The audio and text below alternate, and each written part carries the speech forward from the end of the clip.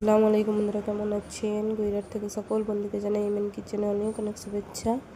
আবারও চলে এলাম একটা নতুন রেসিপি নিয়ে। তার জন্য এখানে দেখুন আমি একটা সসপ্যানে পানি গরম করে নিয়েছি এবং সেটা একটা বাটি ঢেলে নিলাম এবং তাতে 1 চামচ ইস্ট দিয়ে ভালো করে গুলে সাইডে রেখে দিলাম। এরপর আমি একটা পাত্র নিয়েছি, তাতে 500 গ্রামের মতো ময়দা নিয়েছি, পরিমাণ মতো লবণ ও 1 চামচ চিনি দিয়ে ভালো করে মিক্সড করে নিলাম। এরপর একটা ডিম ভেঙে দিয়ে দিলাম, দিয়ে আবারও সমস্ত কিছু এক কাছে ভালো করে মিক্সড করে নেব।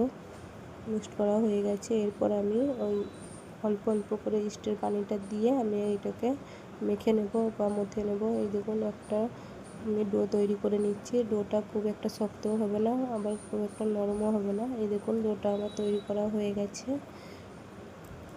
এবং এটাকে আমি 10 মিনিটের জন্য রেস্টে রেখে দেবো।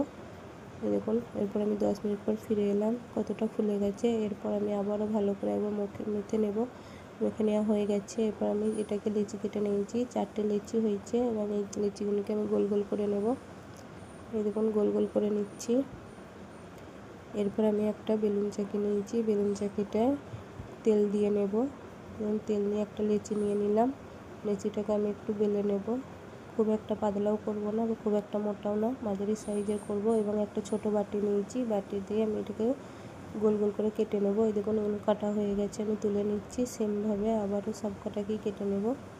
এই দেখুন এগুলো আমার সমস্ত কিছু কাটা হয়ে গেছে। এরপর ওভেনটা জ্বেলে নিয়েছি, তাতে কড়া বসিয়ে তেল দিয়ে দিলাম। তেলটা গরম হয়ে যাওয়ার পর আমি ওই পিঠেগুলোকে দিয়ে দেব।